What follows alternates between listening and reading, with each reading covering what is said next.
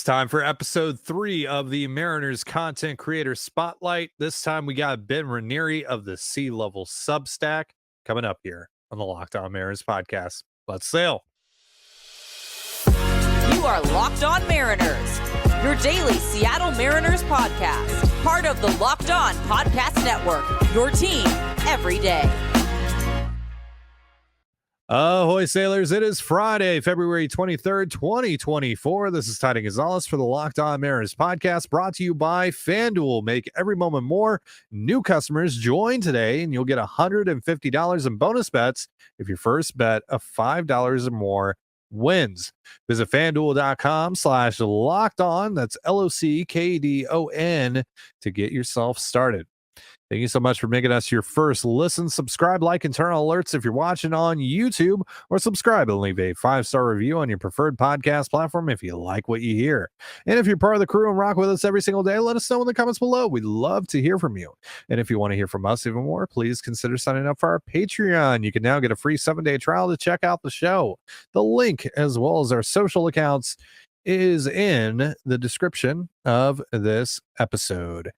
And on this episode, we continue our Mariners Content Creator Spotlight series with Ben Ranieri of the C-Level Substack. I have known Ben for the last couple of years.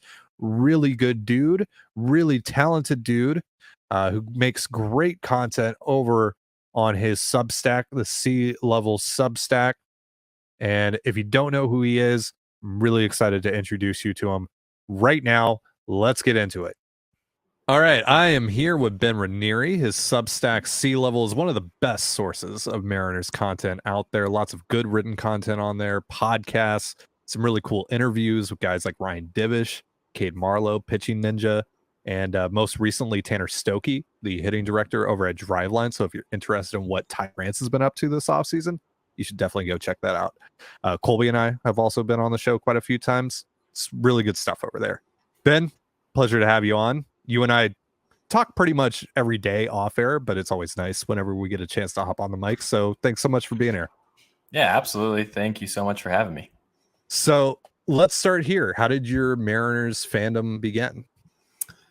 Mariners fandom. So I grew up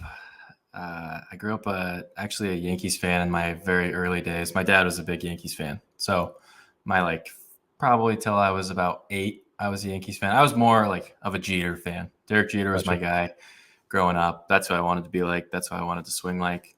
And then it was a bad time to get into Mariners fandom because it was probably I always kind of followed them because I was an Ichiro fan and stuff like that. But I grew up in Boise, Idaho, so we had access to Mariners games. That was what we had as our local. That was the local team. And so I basically started watching every 5th day, and Felix was my guy. So getting to go last year to watch his ceremony was super awesome and super meaningful to me personally. And he was kind of how I got into it. And those offenses were pitiful. I mean, that was terrible. Garbage. Teams that couldn't score any runs. But I tuned in every 5th day to watch Felix, and it just kind of, I don't know. I've always kind of been a guy who kind of loves the underdog. And so I started kind of pulling for the Mariners more than the Yankees fandom felt a little too easy. And so I just kind of fully dove into the Mariners because of Felix You went Hernandez from one end of the spectrum to the complete opposite. Yeah. Yes. And that was when the Yankees were like really good. Like they were signing CC Sabathia and AJ Burnett and all those guys. So like they were pretty legit. And I don't know, just kind of something drew me to the Mariners. Loved Felix. I wanted to be Felix. And then just kind of snowballed from there and been Mariners diehard ever since. What's your favorite Felix moment? Ooh, favorite Felix moment. Man, it was just like, I really enjoyed the "This Is My House." That was a great one. Yeah. I mean, the perfect games, and that's a pretty easy answer. But "This Is My House," so it was kind of like, okay, this is our guy. Like he's got us. Every time he's on the mound, they got a chance to win. That's probably my favorite. I mean, getting to watch him. Actually, underrated moment is seeing him come out. And I was at the playoff game and seeing him walk out I'm getting goosebumps just talking about it. Like seeing him walk out to throw the first pitch was an all-time moment in my full circle moment in my life. He didn't get to be a part of the playoff team, but man, like seeing that guy come out and throw the first pitch was an all-time moment for me. It's crazy. Yeah, it was crazy. It was awesome. So I obviously am aware of this, but I'm sure our listeners want to know what got you into covering the Mariners and how did you get your start and how have things kind of progressed over the last couple of years? Yeah, so I always liked writing a lot, but I really wanted to have a voice. I felt like I had the capability to have a voice, and I felt like I wanted to share my opinions. I didn't really know how to do that. So I got in touch with Chris O'Day over at Soto Mojo, and I just kind of started doing that. I was writing articles and I enjoyed it. It was just more of like when I had time to do it, I would do it, and then did that for about a year, and then obviously got linked up with you guys at SI Fan Nation and did that for a little while, and now we're here doing C-level stuff. So in what ways, because for those that don't know, you've played the game, you go to Driveline, you're very much connected and involved in baseball still. So in what ways do you feel playing the game has helped you in your content creation? Because it's a very unique perspective that we don't really have a ton of, particularly in this community. Yeah, so I feel like the biggest thing for me is the kind of some of the perspective that Driveline's kind of given me and just playing the game. Like I played in college, but I'm not going to say that I was like a super excellent college player or anything like that. Like I had to work really, really hard to be even as good as I was, which was not great. And so part of the thing that I've really taken into the content realm is that this game is really, really hard. So like I feel like I have a pretty good perspective of like how hard this game is, and it's easy for us to be kind of armchair couch quarterback, like be really, really critical of the guys out there, but it's a really hard game. And so when guys are going through struggles, like I really feel for guys, like when they're really going through, like Ty last year, for example, like I know it's easy for us to sit on Twitter and be like, this guy sucks. Like he won't stop hitting in double plays, all this stuff. But like, I really feel for guys that are searching for something. Like it happens to professional baseball players. It's a super, super hard game. That's why the guys that are so consistent day in and day out end up in the Hall of Fame, because it's a super hard game. So I feel like just the failure of the game in general has always really stuck with me. And I try not to be too critical of guys, even when they're going really bad, because I know how hard it is and how much it can beat you up mentally. And and also like another thing is the actual physical grind of the game is something that I don't think that people fully realize how much these guys put their body through. Like by the end of the year, everybody's got a nick or a bruise that they're dealing with. Right. And so it's just a really hard game on a lot of levels, and I have a lot of appreciation for it. So yeah. So I'm going to embarrass you a little bit, but that's fine. Ben has a baseball reference page. Oh God, I do. I want you to tell me your best moment playing the game and your worst moment playing the game. Best moment. Okay, this kind of ties a little bit full circle. So I spent so my freshman year, I didn't have a single extra base hit, like not a single extra base hit in college baseball. Not one. I could not hit the ball over an outfielder's head to save my life. Came back the next year. I spent a little bit of time at Driveline after my freshman year. Came back the next year and was a little bit better. I had a little bit more pop, but still like kind of struggled to find my way into the lineup. And then my junior year, the summer before my junior year, I spent a ton of time at Driveline, pretty much that entire summer. And I was even battling, like I had some shoulder dislocation stuff that I was kind of fighting through, but I was really determined to like figure out how I could maximize my career to the best of my ability. So I spent a ton of time I actually had Tanner Soki, so the same guy that's worked with JP primarily. Tanner Stokke and Max Garrett, shout out to those guys. Both of those guys I worked with pretty heavily at Driveline. The summer before my junior year, and literally, I'm not kidding, like never had hit a home run in my entire life, not in Little League. Yeah. I was always like just kind of a speed guy, like singles, get on base, that kind of stuff. And so it's kind of a tie. I had two bombs that year after training at Driveline. The first one was, I'm pretty sure I had COVID, but I was really sick. We came back from an Arizona trip, so I was really sick, and I let off the game with like an actual bomb. Like it was pretty legit. How about felt that? pretty good. So I let off the That's game awesome. with a bomb, and then the next weekend, I had a 9th inning 3-run homer to tie the game. So those two are probably tied for the best moment. And then worst moment, there's a lot of them. I got a concussion. Probably the worst moment was I got a concussion my senior year, like 3 or 4 days before the season opener. So I missed the first 2 series and like just kind of struggled with the effects of coming back from that and just never really found my way back into the lineup. So that's probably the worst moment, but the best moment was definitely my Driveline evolution story and being able to actually hit a ball over the fence twice. So if you had to grade your tools, how would you grade them? Hit tool is probably like a 20 or a 30. Power probably a 20 or a 30. The only thing I could probably you went to Driveline. Did you get a little bit of a bump for sure? Yeah, a little bit of a bump. Maybe full like grade bump, maybe. Yeah, probably a full grade bump. Yeah. All right. I could run a little bit.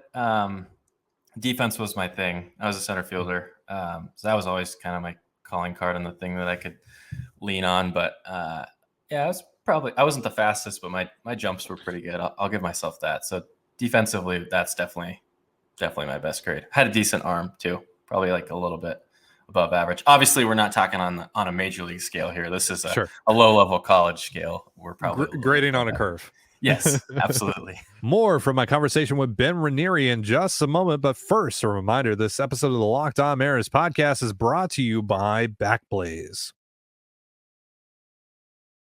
Backblaze offers unlimited cloud backup for Macs, PCs, and businesses for just $99 a year. You can easily protect business data through a centrally managed admin and protect all the data on your machines automatically. It is easy to deploy across multiple workstations with various deployment options. You can also add on enterprise control, which includes granular access permissions, advanced single sign-on, group management controls, and compliance support. Backblaze also offers multiple restore options, including rapid recovery in the event of data loss or ransomware, and you can access your backed up data from anywhere in the world using the app on iOS or Android.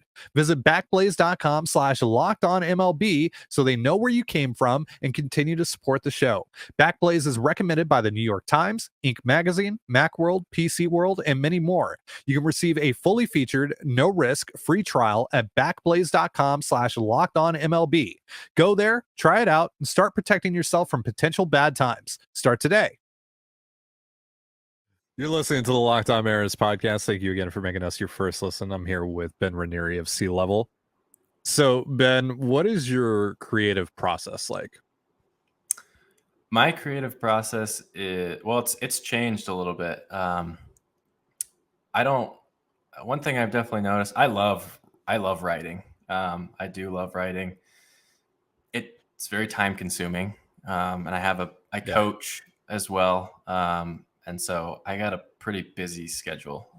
And so like, it takes a lot of time for me to sit down and write. And like, I got good feedback on my writing, but it didn't get the type of viewership that was really driving my site forward a lot.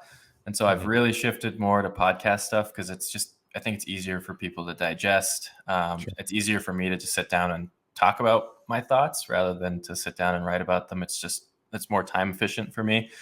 So for me, it's kind of week to week, depending on, I'm always kind of searching for people that I'm always kind of shooting my shot at trying to get interviews and stuff like that. So that definitely feeds into it. If I have an interview, I'll kind of plan my week content wise around the interview and kind of plug that on my other shows. But I'm definitely just kind of planning out week by week at this point, especially in the off season. Like I always do a trade deadline guide. I always do like an off season guide and a free agency guide. So I have those things. And then from there, I just kind of like go with the flow of what the rumors are in the off season. And then it certainly helps with like, what kind of questions do I get from listeners? Like I want to talk about what people want to know, and where I can share my best information. And so I'm definitely during the season, it's more just like reacting to what I find significant during games. And as the season kind of goes along, that's kind of how I roll, just day to day. And then the off season's where I plan stuff out a lot more. And then during the season, it's just kind of reacting to how the team's playing and kind of just recording my thoughts on that. So you were credentialed. I was able to get you credentialed when we were doing our thing over at SI for a few months there. I'm sure there's people listening right now that would like to know what that's like being a credentialed writer, being able to be in the clubhouse, go on the field, etc. at T-Mobile Park. Yeah, it was really, really cool. Shout out to you guys for that, helping me. You guys have really helped me just get my foot in the door. And I gotta for sure give a shout out to. It's been extremely helpful to make connections in the industry. Yep. Big shout out to Larry Stone and Ryan Divish. They've really taken me under their wing. Dave Sims actually on my first day. I don't think Divish was there on my very first day. I still need to get Simsy on the show, by the way. Yeah, I've DM'd with him twice, and he's been like, "Yeah, I'll come on the show," and then I'll reach back out to him, and he like doesn't say anything, and I never check back in. So yeah.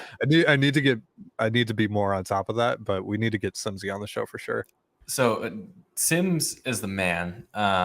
So my very first day, I don't think Divish was there, and so I'm not gonna lie to you guys, I was freaking out a little bit. I didn't know what to do. I didn't know where to go. I think I called you a couple of times that day and we talked a little bit. So, yeah, I was freaking out. And I reached out to, I didn't know what to do. Divish wasn't going to be there. I didn't know where to go. So I reached out to Dave Sims. I had interviewed him, I think, a couple weeks prior about some of his best calls. And so I reached out to him again and I was like, hey, I'm going to be at the ballpark. Like, I don't know what to do. And he was like, hey, just come with me. So he met me up in the press box. He took me straight down in the clubhouse and he just like walked me over. I remember he walked me over to Robbie Ray and we just kind of started talking to Robbie Ray. And then we walked over to Mitch Haniger. He was rehabbing in Everett that day. But we went over and talked to Mitch. And so he kind of just like facilitated me feeling comfortable. That's awesome. And then obviously I talked to like Corey Brock is also fantastic. He's a really, really nice dude. And so I got to meet those guys. It's really cool. It's super fun. Just like I obviously, even in the time that I was there, I didn't feel super comfortable like walking up to guys and just like asking questions. And I didn't feel that comfortable yet. But being in the clubhouse, being around the guys is really, really cool. And then being able to go out on the field and watch their preparation pregame is really cool because that's stuff you don't get to see on TV. Like you don't get to see them work with Perry Hill before the game. You don't get to see how animated he is.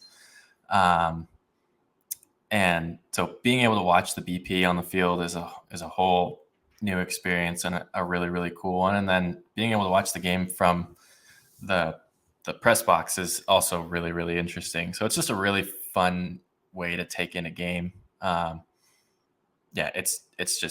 It's absolutely awesome. And then being able to be in the pressers with Scott, it's a pretty surreal feeling. Just like, because like, the camera's behind you, like, the people are watching it at home, but you're like right there. So I've been through the whole process of everything. And it was a really, really cool thing that I got to do. What are your main objectives with content creating? Do you have any like core philosophies or goals that you set out to accomplish? I would say I really try to kind of stay in. I'm not a. I'm more of like a true journalist, I guess you could say. Like I'm not gonna be like a. I'm never gonna be a really clickbaity type of person. I want to give like real, honest. You're very objective, and I really Yeah, appreciate that about you. yeah. That's honestly what I try to be, is really objective, no matter what. Like no matter if Mhm. I have a relationship with a player or what the case may be, or if I think a guy is really struggling, I try to be really objective and see it from both sides. Um, so yeah, that's kind of how I go with it. I do my best to like use some of my playing experience and like I do know a little bit about the swing and stuff like that. So I try to use like draw on some of those things and just be really, really objective. And I try to be fair to the players first and foremost, because I know how hard their jobs are. Yep. So that's ultimately my objective. And I'm more of a true journalist in the fact that I'm never going to be really clickbaity with my headlines on things. I just want to talk ball. Like I'm not Right. trying to lure anybody in with any like crazy hot takes or anything like that. I just want to talk about the Mariners, just like I'm talking with somebody while watching a game or something like that. Right. So, Right. Do you have any big dreams or goals for your future doing this, or just the future of Sea Level?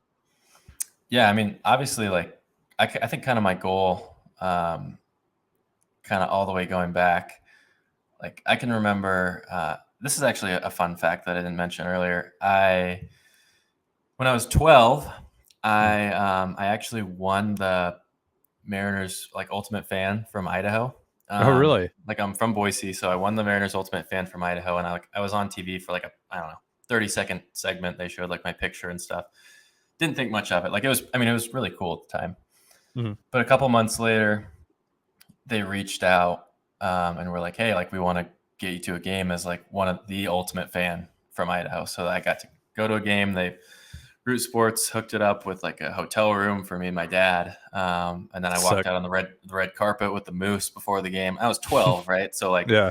this meant the world to me, and so I always from then I kind of felt like I was destined to do something in sports, or I was supposed to do something in sports. And so I guess my dream has always been to just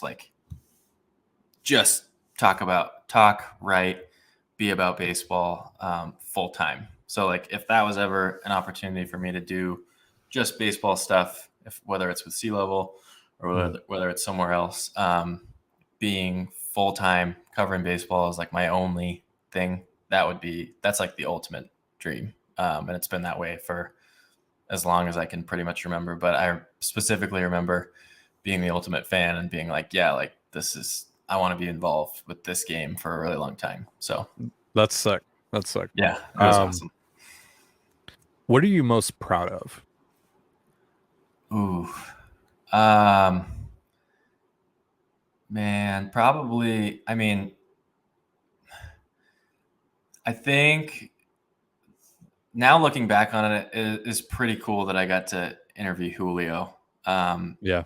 That was before he kind of like busted out into being the star that we know today. So looking back on that, like that was just basically by happenstance. That was really cool. I think you said it was right after he hit the inside the Parker in spring training. Yeah, it was. It was literally like I think the next day, and like that's crazy. That interview was hilarious. I was just like, I think I asked him something about like playing center field, and he's like, "Yeah, no, like it's not that hard. You just like see it off the bat, and it just comes right at you, and you go get it." And I was like, "Oh," because that was when he was just shifting to being able to play center field. Like nobody thought this guy could play center field. Yeah. And so that was pretty cool looking back on it. It's just that easy, Ben. Yeah, it's just that easy, you know. Yeah. Maybe for Julio it is. Recently, though, we at Sea Level, I would say my goal for the off season was to get to 100 paid subscribers, and since September, we're up 300%. So we're at That's awesome, man. over 200. Congratulations. Yeah, last night we broke over 200 That's with awesome. the Tanner Stokey stuff. And so that was a huge goal of mine, was to get to 100 this offseason, let alone 200. Has been a really, really cool experience. So it's Julio probably in the big picture. And then recently, since that happened last night, that was a big goal of mine all offseason that I've been chasing. So that one felt pretty good. More from my conversation with Ben Ranieri in just a moment. But first, a reminder, this episode of the Locked On Mariners podcast is brought to you by FanDuel. With football officially in the books and some time before baseball gets underway, why don't you try your hand at betting on some hoops? Get buckets with your first bet on FanDuel, America's #1 sportsbook. Because right now, new customers get $150 in bonus bets with any winning $5 bet. That's $150 if your bet wins. Bet on all your favorite NBA players and teams with quick bets, live same-game parlays, exclusive props, and more. Just visit FanDuel.com/lockedon and shoot your shot. That's FanDuel.com/LOCKDON. FanDuel, official sportsbook partner of the NBA. You're listening to the Locked On Mariners podcast. Thank you again for making us your first listen. I'm here with Ben Ranieri of Level. So, Ben, let's talk some ball. Yeah, let's do it. I've asked Mariner Mojo, Marine Lair. Now I'm going to ask you just your overall thoughts on this offseason. You and I have talked about this a lot, of course, but I'm sure people listening want to hear what your thoughts are overall on what's happened over the last few months with this team. Yeah, I think it was. I mean, it was such a wave of kind of emotions and how things went, because obviously, like, I came into the offseason really having high hopes for this team. Like, I thought it was. I mean, I didn't think that they were going to push the payroll to like 200 million, but I thought, I mean, we can push the payroll here to 165, 175, like, in territories that they've been before, and really get this thing going. And then to hear the RSN stuff is pretty disappointing, obviously, and it kind of felt like the sky was falling for a little while in the Mariners community. And I was a big Geno fan. Again, I try to be objective, and I know that there was some decline there, and so that trade hurt. That one hurt, and it was like, oh man, like, what direction are we going in here? And then the Kelnick trade, like, I get it. I get that they're trying to cut payroll, and that's the way that they had to do it. But, like, man, like, that's a real shot to the groin there with trading a guy that you had such high hopes for in Jared Kelnick in a trade like that. Yeah. It's just not the way that you wanted to see that happen. And so for a while there, it's like, man, like, what are they going to be able to do? Are they going to be able to sign a free agent? And then ever since then, man, like, whatever you want to say about this front office, like, if you don't think they've done a good job this offseason, it's your right to think that. But if you don't think that they care, and if you don't think that they probably turned over every rock and stone to try to make this team better, I think that you're wrong. I'm really glad that they've chosen to go this direction instead of running it back. I don't think running it back was the right idea. And one thing that I talked about, this is going to come out on my show tomorrow. I'm really happy with the type of people that they've chosen to bring in this offseason. Like, I think Scott Service said, like, this is the hungriest team he's been around. I don't know if this is what he means, but, like, obviously, like, Cal and JP and Julio and those guys, like, they're pissed off they didn't make the playoffs last year, and they're hungry. They want to win anyways. But I love the guys that they've brought in this offseason. I think Mitch Garver, from everything I've heard, he prepares to play. Jorge Polanco, he's a worker and he prepares to play. And then we know Mitch Haniger, the guy prepares to play. And so I love the dude was down in Arizona like 3 weeks ahead of time. Yes. And like the type of people that they've brought in and the type of preparation that those guys put in. And in addition to, like, how good they are as players, I think it's been a really good offseason, all things considered. What are your overall expectations now for this team in 2024? I mean, one thing, it's easy to forget that this team was like right on the heels of the Astros and the Rangers, right? The two teams that were in the ALCS. This team is still like, I know a lot of people seem to think that they're like completely mediocre, but they have some really good pitching. Like the pitching, as long as it stays healthy, is going to carry this team. Yep. And so I still have high expectations. Like I do not see how they're worse than last year. Obviously, like it's easy to say that now knowing what we know about how Colton Wong and Teo turned out. But I have been, and I know you've said this on your show, and I said this in talking to you a couple weeks ago, but I've been really big on the train of like, just get too many guys that can contribute. Yeah. And they have a ton of guys now. Like, yeah, they're not even going to have to count on a guy like Ryan Bliss this year. Hopefully, like right. a guy like Ryan Bliss and some of these guys that they've acquired, they just have so much more depth than they've had the last two seasons. So while the lineup might on paper look pretty similar to how it did on opening day last year, I still think it's better than it was last opening day. They are incredibly deep in a lot of different positions. They have guys that they can just stash down in AAA, and a lot of guys that I believe in down in AAA. Like Cade Marlowe is probably going to start the year in AAA. He's a really good player. I really like him, and just they have so much more depth. I think this is a playoff team. I really do. I actually think they're going to finish. I think I'm not going to pick them ahead of the Astros. Right. It's hard to bet against the Astros. Never bet against weird Astro magic. No, I'm not going to bet against the Astros, but I think they can be better than the Rangers this year. I really do. Like I think that team is obviously they're going to have a full season of Evan Carter, and they got Wyatt Langford waiting in the wings. So like they got some reinforcements coming. They're going to be. They still got to pitch. They still got to pitch though, and like they might score like 10 runs every single game, but yes, they might give up 11. And hey, man, like at the end of the day, too, like, remember how long it took Dylan Moore to come back? Yeah, from core muscle surgery. Like Corey Seager has. It's not like he's just gonna roll. I mean, he might. I'm not gonna put it past Corey Seager, but like that's not necessarily a guarantee, is what I'm saying. Right. Yeah. And they're definitely. It's weird to say it, but they're probably an older team. Well, Mariners too. Like Simeon's done that up and down thing. Like you know, one year he's kind of mediocre, the next year he's an MVP candidate. Don't get me wrong. Like there's questions still. Like right. I'm not super solid on I don't feel great about the corner outfield situation. I definitely don't feel great about that. I don't know how like the back or like the I guess middle of the bullpen and the bottom of the bullpen is gonna end up turning out, but I have no really worries about this front office and putting together a bullpen. So I think it's gonna be a really good team. I think they're gonna make the playoffs. So I got high expectations for them.